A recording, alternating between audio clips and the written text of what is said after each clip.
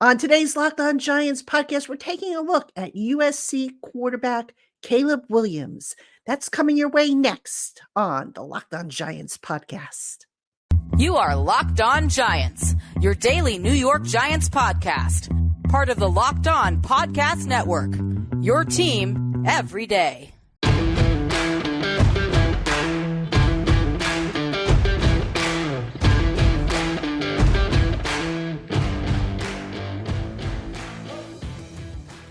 This episode of the Locked On Giants podcast is brought to you by Game Time.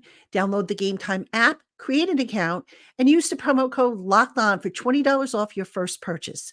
Last minute tickets, lowest prices guaranteed.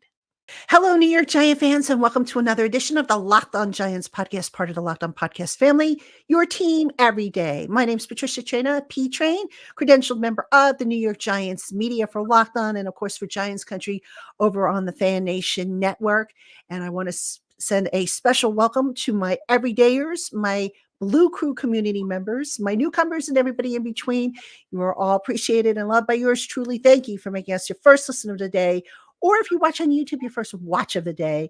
And on today's Locked On Giants podcast, we continue our look at the top quarterback prospects in the 2024 draft class. And joining me on the program is our Locked On USC host, Marc Kulkin. He also is a writer for wearesc.com. So he knows USC as well as anybody out there. Marc, delighted to have you on the program. Thanks for joining me. Absolutely. Looking forward to this. All right, Marc. So we're going to talk about Caleb Williams, who is probably one of the more interesting candidates in the quarterback class. Let's just start off. You know, we've seen the scouting reports and everything like that. You're on the ground. You have seen him up close and personal. You have probably spoken with him. What can you tell us about, is what we see on film pretty much what they get? Or, what can you tell us about his strengths and where he maybe needs to bring up his game some? So what you see on film is what you're going to see if the Giants are lucky enough to, bring him onto their personnel roster. He's a very special player. There's no doubt about it. You hear the term generational talent.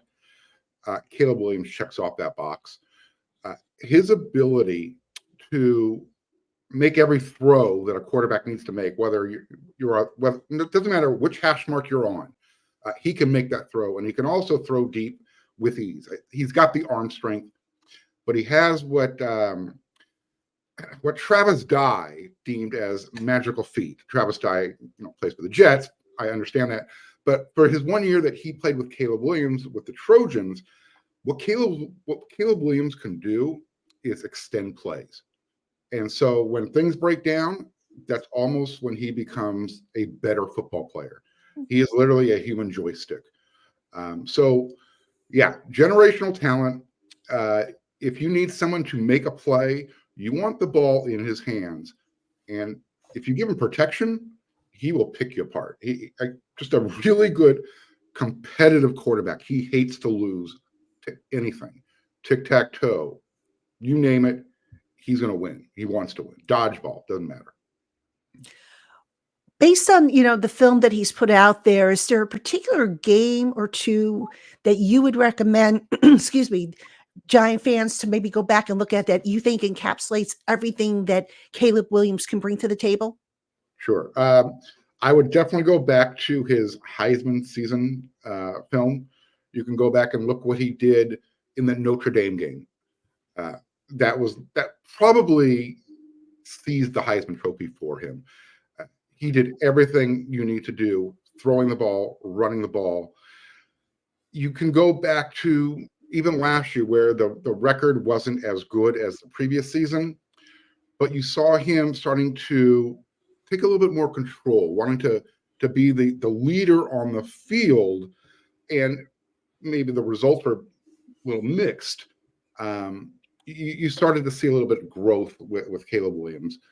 So I guess you can pick any game. If there's not a particular game I could say, hey, go look at that one, because he does something special in every game he plays.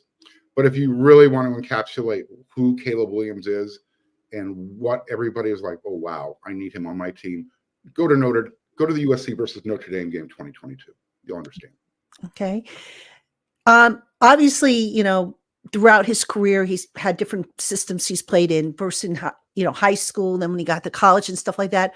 What's the best system for his talents, do you think?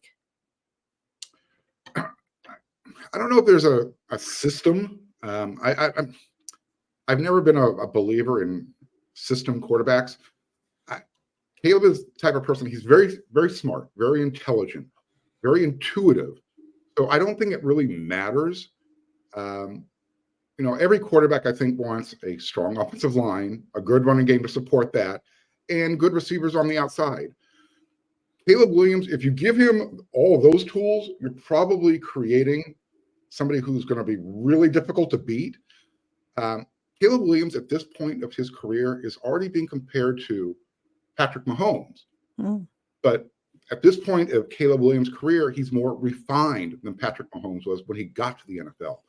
So imagine, Caleb Williams, he's being trained by one of the best quarterback gurus in college in Lincoln Riley, and now being able just to focus all of his attention to playing football, not going to school, doing all the other peripheral stuff, as well as trying to be a college student and play football.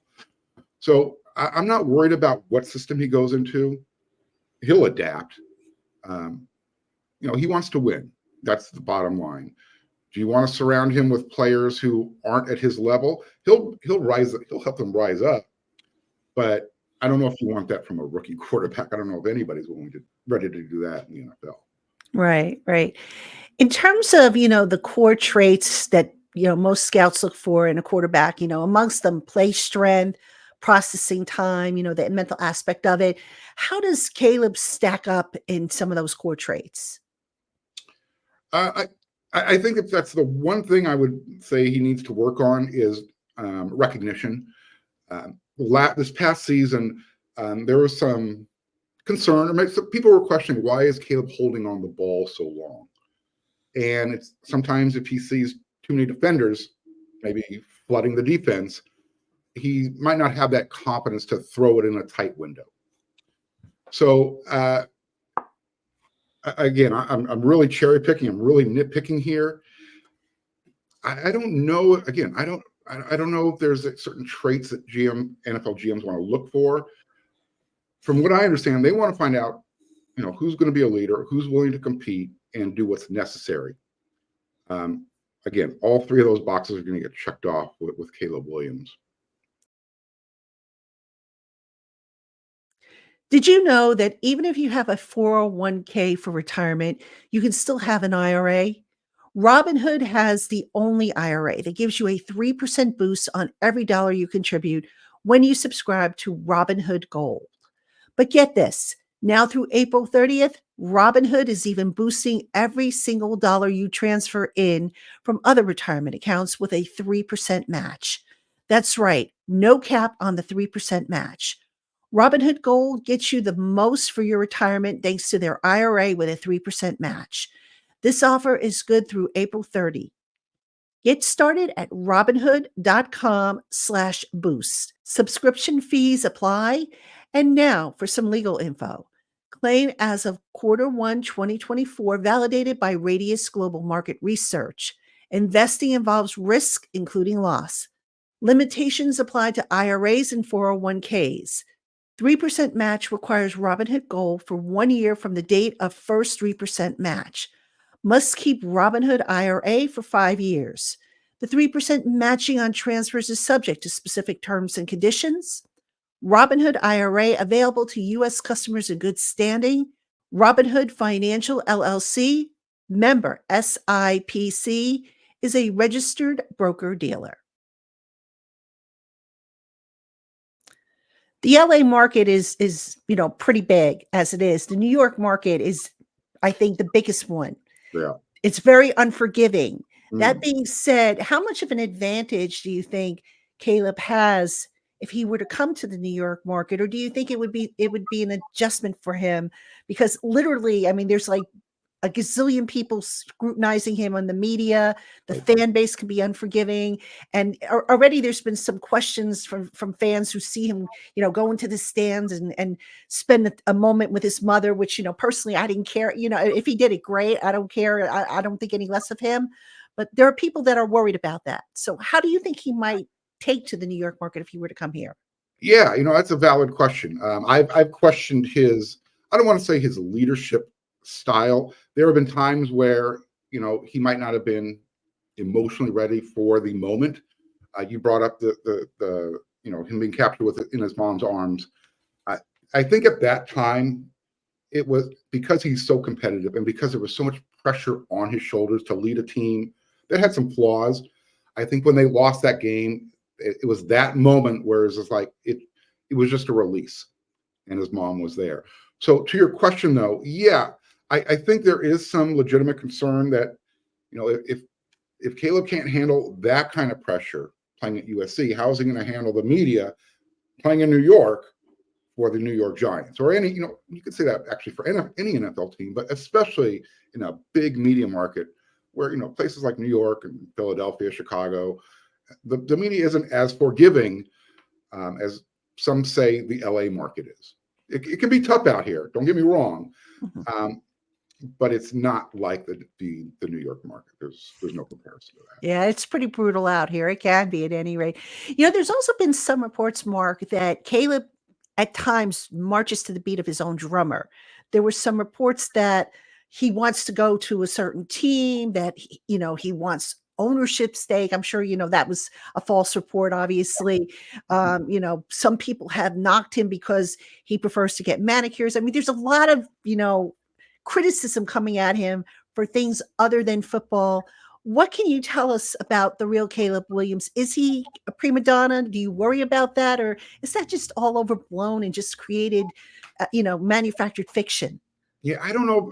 It's probably overblown, but I think people need to really remember we're critiquing. I hate to use the term kids, but we're critiquing young adults, young men, some who are still teenagers. I mean, when they're 18, 19, technically they're still a teenager.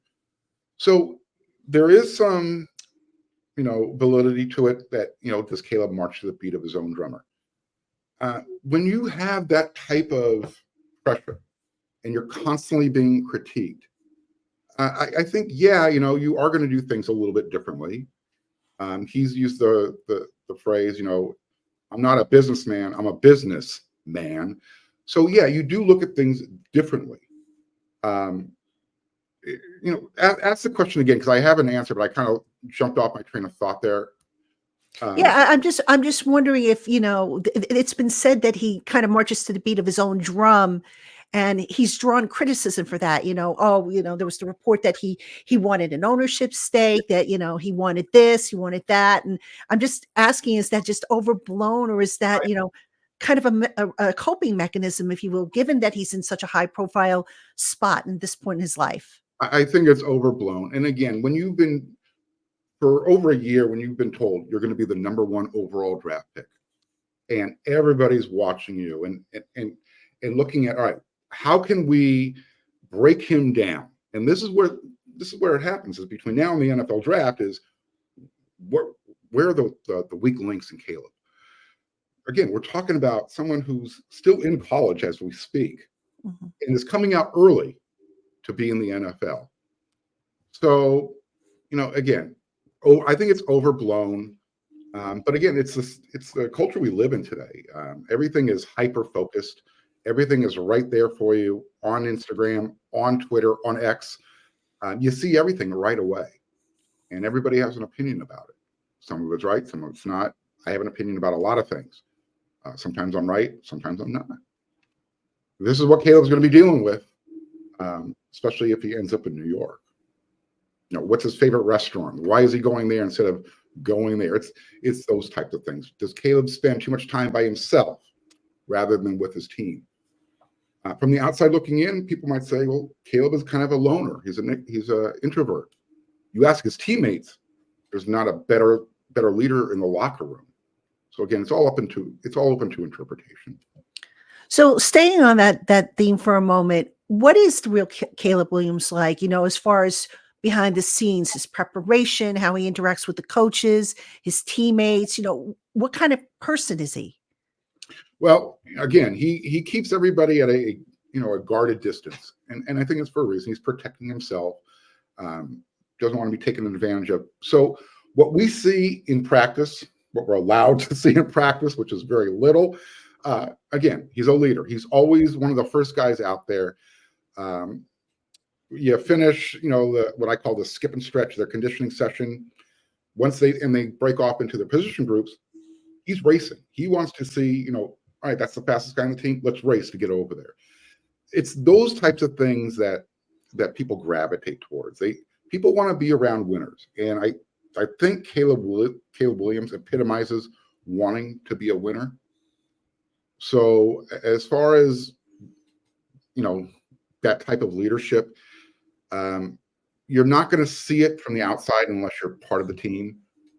You can only hear what he says, and when you listen to him talk, very measured with his responses. He's always thinking about, what does that question mean? He's not going to put himself in a position where maybe those words are going to come back to bite him. Does he, put himself out there sometimes? Sure. The fingernails, painting some words or whatever. Yeah, but again, that's part of his competitive nature. You mentioned, that he considers himself a brand. I mean, is there any concern that maybe he's putting the brand ahead of football, or is that overblown? I think you can ask that question, because there was some concern this past season, why did Caleb, and I use the term regress from his Heisman season? Did he have too much on his plate, making commercials and the Heisman Foundation, and he has his own Caleb Cares Foundation, which is, fighting bullies. So when we talk about a brand, let's take it the whole picture. What is his brand? What is he standing up for? And again, we're trying to live our lives as aged adults with wisdom and experience and do it every day. He's trying to do this growing up in front of everybody's eyes. So his brand is, he's a great college quarterback who I think cares a lot about the people around him in his circle, his teammates. And yeah, it's a business, and football doesn't last forever. So if it means I need to get mine before I have to get out, you know what? That's the way it's played today. You see it at the high school level, you're seeing it at the college level. We definitely see it at the NFL level. So he's, I don't know, maybe he's ahead of the curve as far as adopting being a brand in the sports industry. Right. Getting back to his play on the field, when he takes that next step, I know you mentioned he can improve his recognition a little bit better. What else do you think he needs to really focus on when he gets to the NFL? And do you think he can be a day one starter? I think in the right situation, he could be a day one starter. Again, you have to have the right pieces around him. I don't know if you want to, put him in a situation where, and obviously there's an extreme where you're like an expansion team and you're just plucking guys from everywhere and trying to cobble together a team. Again, he needs to be able to recognize zone defenses a little bit better. If all of a sudden you see, 4, 5, 6 guys in the box, and then all of a sudden there's 7 or 8 guys dropping into coverage, I think that's where he struggles.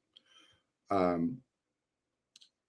again, there's very little about his game that he needs to work on, because when a play breaks down, again, that's when his strengths really surface. If a pocket breaks down, it doesn't matter. He can find a way to create his own pocket. And that's something that not a lot of quarterbacks can do. He can throw the ball from every arm angle. So again, if anything, I would say it's being patient, learning, better defensive recognitions, but patience is probably the number one thing. And look, every quarterback has to be patient. So yeah. Hey, Giant fans, are you the kind of driver that likes to push things a little further? Ever wonder what adventure could be around the next corner? Well, our friends at Nissan have a lineup of SUVs with the capabilities to take your adventure to the next level. The 2024 Nissan Rogue is perfect for city drives and great escapes. Class exclusive Google built in is your always updating assistant to call on for almost anything. And gone are the days of connecting your phone. Google Assistant, Google Maps, and Google Play Store are built right into the 12.3-inch HD touchscreen infotainment system. In short, the 2024 Rogue is the perfect mid-side crossover for your next adventure. Nissan's incredible lineup also includes the 2024 Nissan Pathfinder, which has room for up to 8, an expansive cargo capacity, and advanced available 4x4 capability. With 284 horsepower and up to 6,000 pounds towing, when adventure calls, the Pathfinder is there to answer. Take the Nissan Rogue or Nissan Pathfinder and go find your next big adventure. Shop nissanusa.com. Hey, Giant fans. Quick withdrawals, easy gameplay, and an enormous selection of players and stat types are what makes Prize Picks the #1 daily fantasy sports app. But did you also know that Prize Picks offers a reboot policy so that your entries stay in play even if one of your players gets injured? That's right. Now you don't have to worry about your football and basketball players exiting the game early only to return later on because that player is rebooted. That makes Prize Picks the only daily fantasy sports platform with an injury insurance policy. Prize Picks gives you the chance to pick combo projections across football and basketball from Specials League that was created specifically for combo projections featuring 2 or more players from different sports or leagues. Prize Picks is also very easy to play. Just pick 2 or more players, predict their stats, and sit back and see how they perform. It takes less than 60 seconds to make an entry. And when you play with Prize Picks, you'll enjoy quick withdrawals, easy gameplay, and a wide selection of players and stat types. So what are you waiting for? Go to prizepicks.com/lockedonnfl and use the promo code LockedOnNFL for a first deposit match up to $100. That's prizepicks.com/lockedonnfl, and that promo code is LockedOnNFL for your first deposit match up to $100. Prize Picks, daily fantasy sports made easy. For those of my listening audience who not familiar with USC and the type of offense they run, did they do a lot of RPOs and zone reads with the quarterback? And how was Caleb in executing those? So it's definitely in their resume of play calling. In the first year, they ran more RPOs. Last year, and again, I don't know if it was play calls being changed at the line of scrimmage or whatnot, but Caleb didn't run the ball as often as he did the first year when he came to USC. So again, is he trying to protect his body a little bit? There was some question, was he playing injured last year? He did have a hurt finger on one of his hands, but was there anything else that was bothering him? RPO, he can definitely run it. I don't know how much you do that in the NFL though, so I don't know how much that's really going to carry over. He's not the biggest guy, he doesn't have a Cam Newton sized body. Mm-hmm. He's relatively small in stature, 6'1", 200 plus pounds. So do you want to put him out there on the edge where he's going to take a hit at the next level? I don't know. Bottom line with Caleb Williams, he can hold on the ball, he can carry it, he can get you yards. But I think he prefers throwing the ball much more. Right. Now, I'm sure he's been training, getting ready for the combine and everything, and all that stuff. What do you feel he still needs to show or convince NFL coaches that he is capable of doing that maybe his tape hasn't really shown, hasn't really underscored? Well, like I said, I don't, just because I don't want to keep repeating myself. I think it's recognizing defenses quicker. I think there are times where he can be confused. This past season, the play clock would get down between 5 seconds or less before they were snapping the ball. So whether that was he wasn't recognizing the defense, he was changing the play at the line of scrimmage. That's where I'm talking about. He needs to be, I don't know, a little bit more patient. Doesn't sound right, but he needs to be more trusting in the call, the play calling that's coming in from the sideline. Mm-hmm. You mentioned earlier that he's been compared to a Patrick Mahomes. Is that just when you look at Patrick, I mean, Patrick Mahomes right now, I think we can say is the gold standard. Where does Caleb's game maybe need to, besides obviously recognizing defenses, which you've just mentioned, but where else could he raise his level of play besides what you just mentioned? Well, I don't know. He completes over 60% of his passes. There's not a lot where he needs to improve. He's got the arm strength. He's able to throw it from every arm angle. If he needs to take off and run, he can do that. I think it's just a matter of continuing to learn how to play quarterback at the next level. Right. He's accomplished everything he can in college except win a championship. He can't play defense though. Right. And that's the problem. Caleb can only do so much for your team. So to say what else can he do to get better? Well, I mean, I don't know. You tell me, Patricia, what more does Caleb need to do? You've seen him play. What would you say you need to do better, Caleb? I mean, other than, like you said, the recognition part and being patient, which factors into, Mike earlier question about post-snap processing, which, was a big thing with Daniel Jones that drives me crazy about him. So, I mean, is that a fair assessment, would you say? I think it is. And I think it is. But sometimes it's paralysis by analysis. Right. You're trying to make the big play every single time the ball is snapped. Right. So I guess in that regard is maybe Caleb can recognize that not every play has to be a touchdown. Sometimes check down, take the easy play, let's get back to the line of scrimmage and do it again. That was, I think, maybe the biggest difference that I saw in the bowl game. Caleb didn't play in the Holiday Bowl that USC played against Louisville. Miller Moss played. But Caleb Williams, like I said, has a tendency sometimes to hold on the ball too long because he wants to make a play every time the ball's snapped. Sometimes the best play, ditch it at somebody's feet, throw it out of bounds. Yeah. That's where I think Caleb can probably learn to be a little bit better with his decision making. And there's, in retrospect, there's really nothing horrible about that. The kid wants to play. Yeah, exactly. But you're right. You want to, sometimes you have to live to see the next down as opposed to forcing it. All right, Mark, final question for you.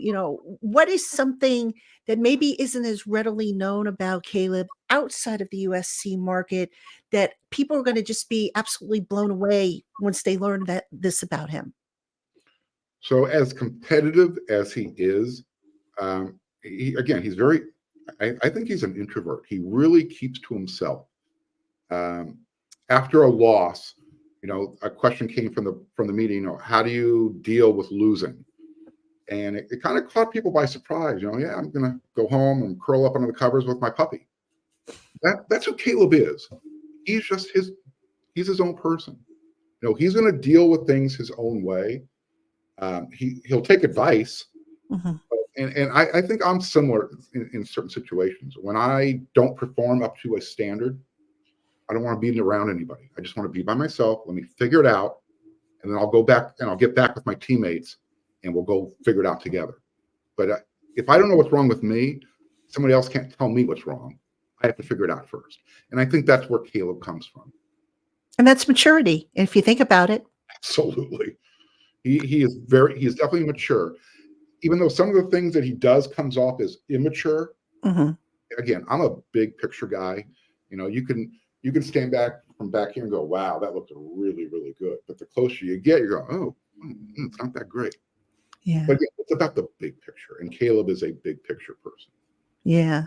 Do you think he'll go over first overall? I know that's where he's being projected. Do you think he is the top of the cream of that 3 quarterback crop? Well, obviously I'm biased. So I do think he is the best quarterback available in the draft. Again, generational talent. What he can't do throwing the ball, you use the term human joystick. He keeps plays alive. And when you're able to do that, again, anything can happen. So does he end up in Chicago? I don't know. Does Washington trade up to get him? Well, we know who their new offensive coordinator is. But Kingsbury was just hired over there. He was an analyst on USC's staff this past season. It'll be interesting. Again, you don't pass up on these types of talents when they come around. Right. Because when they do and you pass them up, sometimes you say, well, you know what? I can get 5 players for the price of 1 if you do the whole, trading in the draft. If you're willing to wait a few years, it might work out for you. You know what you're getting with Caleb Williams. I don't know if you want to pass it up. Right. GMs that do that, they typically find themselves working somewhere else. Player excel with another team. And I'm sure, I know another question that pops up just real quick about, Caleb. He's played in Southern California where the weather's usually pretty good, as opposed to, well, if he goes to Chicago where the weather can be kind of yicky, or even the Northeast where it turn yicky, how might he respond to that? How might he adjust to that? Because sometimes, warm weather quarterbacks do take time to adjust. I mean, do you think that would be an issue with him? I don't know. I mean, he did grow up on the East Coast. I mean, he was the Washington, D.C. area. He played at Oklahoma for a year. It's not California and it's not Chicago, but, they do get some weather down there, and that, as you get into the later into the season. Look, I'm not a big, they had to deal with the weather type of guy. No, I don't think it'll be an issue. These players deal with a lot of things: hand warmers, heated benches, nice heavy jackets.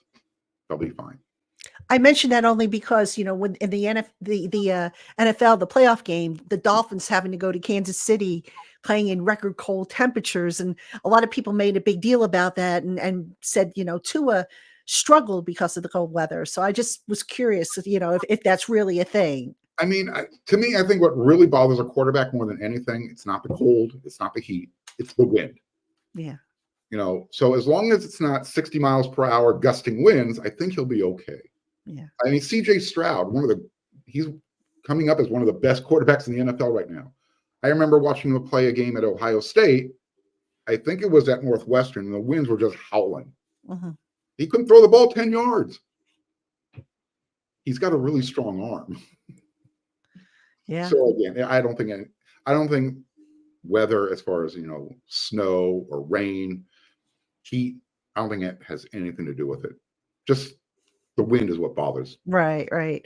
But again, some guys do get bothered by the cold and stuff, because it changes the grip of the ball, or the ball gets harder, so it's just, I guess it's all a matter of how you prepare. And, I'm sure there are things they can do in practice to prepare for that, whether it's dunking a ball in ice or whatever. Let me ask you this, Patricia. When the Giants are practicing during the winter, are they practicing outside, or are they using their indoor practice facility? Usually they're outside unless the grass field is messed up. So he'll have to learn to adapt. Yeah, exactly. Marc, great stuff. I appreciate you coming on and filling us in on Caleb Williams. He sounds like, an intriguing candidate. I mean, his film is very impressive, as you said. And I think he's definitely going to be, if not the top pick, probably within the first 5, I would say. I mean, I can't see him falling down to the Giants, but there's always a chance. You never know. And the Giants could also trade up to get him if they really want him. So we'll have to see where he ends up. It's going to be interesting to see where he lands. So anyway, he is Marc Kulkin. He is the host of Locked On USC. And again, you can find his written work at wearesc.com. Giant fans, thank you so much for tuning into the Locked On Giants podcast. Keep it here all week long. We will have much more coming up on Locked On Giants. Have a good one, Giant fans.